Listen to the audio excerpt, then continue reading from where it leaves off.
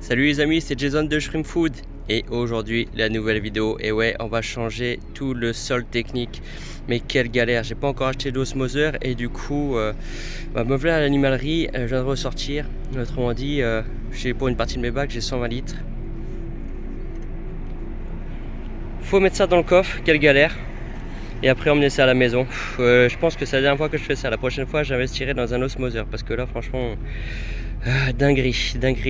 Voilà, bon allez, on va mettre ça dans le coffre maintenant. T'imagines qu'avec ça il faut que je monte 3 étages pour arriver à la maison. Autrement dit, sans ascenseur, le supplice. Je pense qu'après ça va être un chaos technique assuré. Bon, en tout cas on est malin sur Shrimp Food. Ce que j'ai fait, à chaque fois que maintenant je vais chercher de l'eau osmosée, je prends le conductimètre. Au moins tu sais la valeur de ton eau et c'est pas du gâchis. Là on était à peu près à 40 microsiemens, donc l'eau est plutôt bonne. La cartouche a bien été changée de leur osmoseur, donc c'est plutôt cool. Bon là ça va être en route direction la maison. Monter tous les bidons. Mais là il n'y en a qu'une partie, donc à la maison j'ai à peu près une quinzaine d'aquariums, donc là il y a de quoi faire 3-4 aquariums maximum. Voilà, donc on va déjà lancer 3 bacs et puis voilà, allez en route. En tout cas les amis, chose qu'il y a à savoir, c'est qu'habituellement je fais ça, donc c'est chez l'enseigne Jardiland. Et là avec la carte de fidélité d'habitude j'ai l'eau osmosée gratuite. Et ils ont décidé donc du coup maintenant tous les jours de la faire payer. Quand tu as une carte chez eux, au lieu de 15 centimes le litre, mais non, du coup ça revient à 10 centimes le litre, donc pour les adhérents. Bon, on va dire c'est pas excessif, hein, c'est quand même entre guillemets un bon dépannage. Là pour 120 litres, entre guillemets j'en ai pour 12 balles. Donc du coup c'est pas excessif. Donc, mais comme je dis, ouais, c'est peut-être la dernière fois que je fais ça parce que d'une, selon où tu habites, ça peut être une perte de temps. Comme moi, par exemple, tu vois, j'ai à peu près 40 minutes de route pour aller la chercher. 42 minutes aller, 40 minutes de route retour. Et c'est tous aux alentours à peu près, tous les animaleries autour de chez moi, c'est à peu près comme ça. Et donc là, il n'y a pas trop le choix, je vais te dire. Donc là, je suis en train de regarder aussi les osmoseurs. Et je me dis, bon, ben, les osmoseurs, il y a un petit peu de tout. Et il y a 4-5 ans de ça, j'avais un osmoseur, mais le rendement n'était pas top. Et je pense que ça, souvent, on dit, c'est dû à la pression dans ton eau, tout simplement robinet, etc. Il existe aussi des pompes booster pour pouvoir perdre moins de rejet sur ton eau. Donc du coup, je pense que ça sera peut-être le prochain sujet d'une vidéo. Et je suis en train de regarder ça un petit peu, investir là-dedans et vous faire une petite vidéo, etc. Là du coup j'ai commandé un sol Akadama. C'est vraiment pour moi une des meilleures références. On parle souvent de Hada et on oublie de plus en plus Akadama. Et ça je vous en parlais un peu plus tranquillement en arrivant à la maison. Les amis, je viens de me taper les 3 étages. 120 litres de flotte. 20 kilos par main. Fin lisse. Supplice. Les jambes coupées. Et je peux vous promettre que c'est la dernière fois que je vais chercher de l'eau osmosée. J'aurais même pu en parler dans une jardinerie. Voyez-vous ça? Je vais investir dans un osmoseur. J'en peux plus. Allez, on continue. Bon, les amis, c'est bon. On va pouvoir parler sérieusement là. Je suis posé, enfin assis. Et là, on va pouvoir discuter.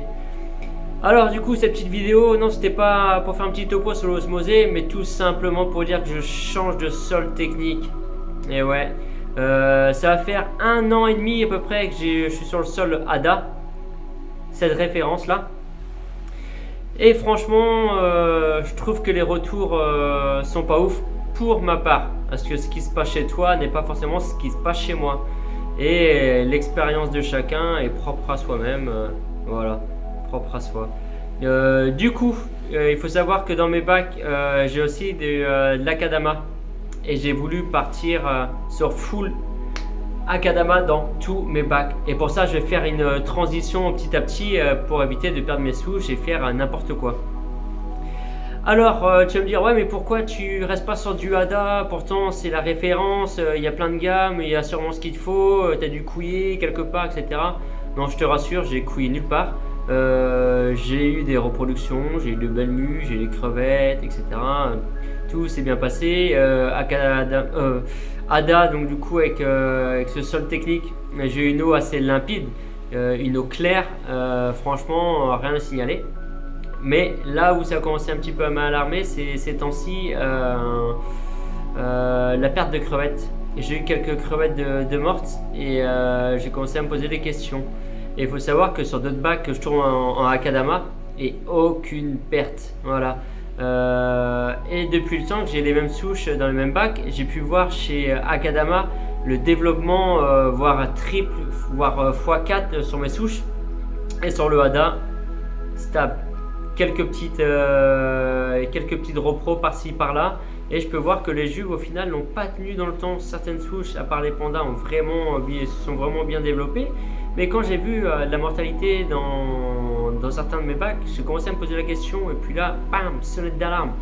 Et je me suis dit, bon, vas-y mec, là, faut arrêter de couiller. On va changer le sol technique.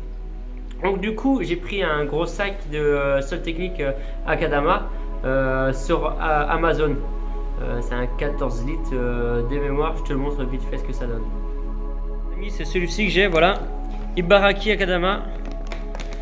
Donc bien sûr, hein, c'est un substrat pour bonsaï à la base. Ça tu peux le trouver du coup comme je disais sur Amazon. Tu as une trentaine d'euros à peu près, 32 euros je crois, ou 39 je ne sais plus, sur Amazon, réception en une semaine par contre. Voilà, il n'y avait pas le prime avec. Et les grains sont plutôt pas mal. Mais il y a un hic. Hop. Le hic, vachement poussiéreux, tu vois. Toute cette poussière. Bien sûr, sol technique, tu vas pas le rincer à l'eau. Donc les grains, donc c'est entre 1 et 5. Donc la moyenne de ce qu'il faut pour nos crevettes. Quoique je trouve le grain un petit peu gros. Légèrement. Et ça, au niveau de la couleur, on est plutôt pas mal. Je voulais surtout pas une couleur un petit peu cuivrée comme fait souvent Akadama. Et c'est pour ça qu'à la base j'étais parti sur Ada parce qu'ils avaient des sols un peu plus noirs. Et je vais le montrer dans un de mes bacs ce que ça donne du coup Akadama, mais avec une version cuivrée. Bon, c'est là où je suis pas trop fan. Tu vois, dans ce bac-ci, c'est de l'Akadama. Tu vois, il est un petit peu cuivré, il est un petit peu marron clair. J'espère que le mien va pas finir pareil. Et là sur de l'Ada, tu vois les petites billes, bon, ça beaucoup plus petit, hein. La granulométrie est beaucoup plus petite sur celui-là. Donc je pense que le Ada va être un peu plus gros, tu vois. Mais on va faire avec, on va faire avec. Donc comme tu peux voir dans certains bacs, même dans les 3/4 de bac que j'ai, il n'y a presque pas de hauteur de sol. Et là le but ça va être de créer une hauteur de sol plus importante pour avoir un meilleur développement bactérien, développement de la microfaune, etc. Donc je vais procéder par étapes. Et je vais d'abord vider ces 3 bacs-ci. Voilà, donc comme tu peux voir, j'ai une étagère moi, de 9 bacs. Vider ces 3 bacs-ci. Le but c'est de tirer ça et donc de mettre ça tout simplement dans des seaux. Et on va aspirer tout simplement avec un aspirateur à eau poussière le fond du sol technique pour pouvoir remettre l'autre, etc. tranquillement. Voilà, bon c'est parti. Donc en attendant, on va devoir conserver les plantes qu'il y a pour le peu qu'il en reste. Donc du coup, un petit seau d'eau avec un petit fond et on va commencer à pêcher les plantes et mettre ça calmement du coup dans le seau. Voilà. Donc les mecs, je vais commencer à caler un peu mon tube pour aspirer. On va faire bac par bac. On va aspirer un maximum. On le met bien au profondeur dans le bac et on vient donner un petit coup d'aspiration. Hop, et c'est mettre tout seul. Voilà, du coup là j'ai un gros seau de 30 litres pour pouvoir faire le rejet d'eau. Je vais montrer ça.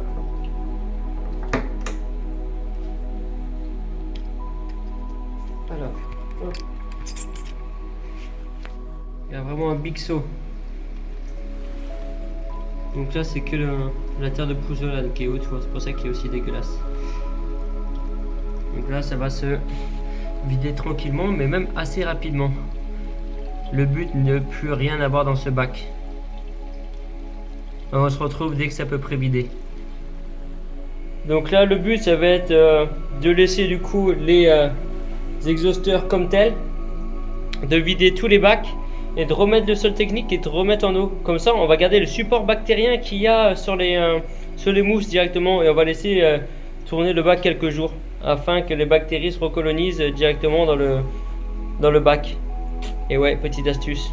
Et souvent l'astuce qui peut être faite aussi, c'est que tu presses des anciennes mousses au-dessus de ton bac et bien sale, tu vois. Et du coup, ça va t'aider à faire un support bactérien en plus pour pouvoir lancer rapidement tes bacs. On va la faire avance. Ça continue de se vider. On va faire que 3 bacs. Bon les amis, maintenant que les aquariums sont vidés, il va falloir aspirer le sol technique. Vous allez me dire, mais aspirer le sol technique, c'est risqué, c'est mouillé, il reste encore au moins 1 cm de flotte, etc. Comment faire? C'est simple, bon je travaille pas pour Lidl. Là il y a les aspirateurs comme ça à eau et à poussière de chez Lidl. Ça coûte 40 balles, à peu près, tu peux aspirer je crois 20 litres. Voilà, ça se déroule comme ça. Donc ici tu as un petit espèce de filtre éponge pour protéger une partie du moteur. Et si ça peut te rassurer, j'ai jamais utilisé pour aspirer de l'eau et encore moins pour eau et déchets. Donc c'est la grande première. Donc je vais tester en live avec vous, voir si ça aspire le sol technique, la flotte et tout ça. Déjà, vu qu'il y a deux prises, il y a la prise là et la prise là, est-ce que je suis sur la bonne prise? J'en sais rien du tout. Est-ce que ça va pas voler à gauche à droite? J'en sais rien franchement. Donc là, le but c'est de vider tous les bacs du sol technique. Bon, je vais te dire, allez on branche, c'est parti. Bon, pour tout vous dire, j'ai un petit peu les chocottes parce que je me dis, je sais pas si je suis dans le bon sens de branchement, si ça va tout projeter partout ou si je vais me faire exploser la gueule. Bon allez, c'est parti.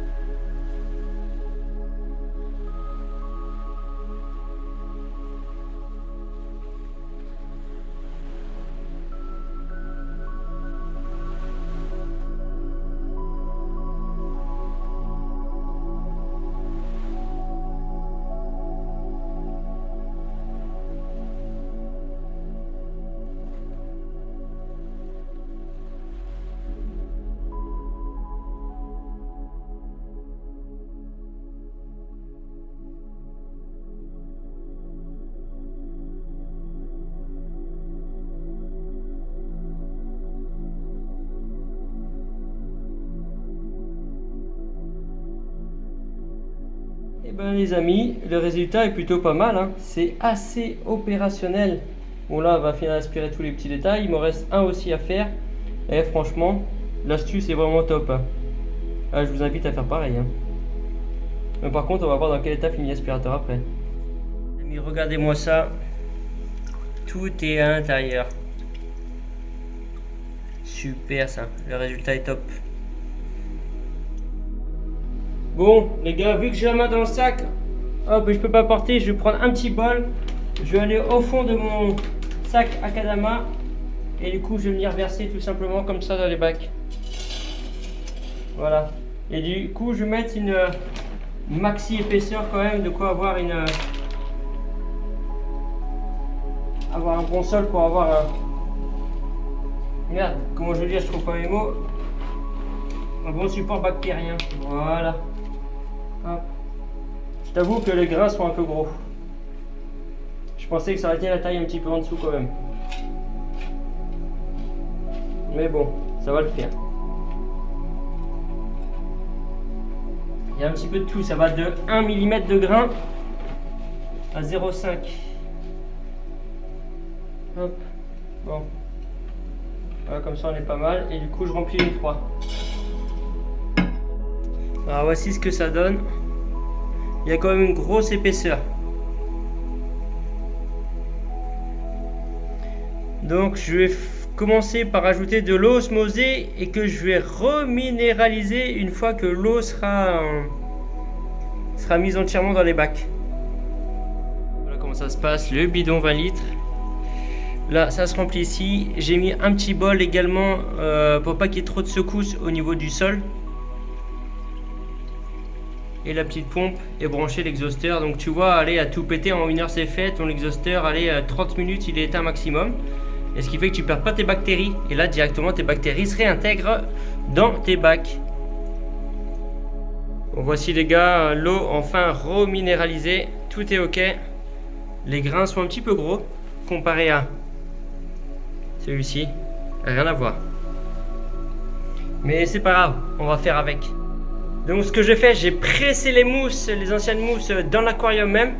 Et je vais attendre une bonne semaine, voire peut-être plus, attendre que les bactéries se colonisent. Et ensuite je mettrai les crevettes et je ferai peut-être une petite vidéo sur le réseau lors de l'introduction des crevettes et vous tenir au courant de l'évolution de tout ça. Voilà. Donc en tout cas, n'hésitez pas à vous abonner directement sur la chaîne, mettre un petit like, un petit commentaire, etc. Et du coup, prochaine vidéo, ça sera peut-être sur l'osmoseur. On va voir si je le commande. Allez, merci à tous de me suivre dans mes aventures et bisous et bonne journée.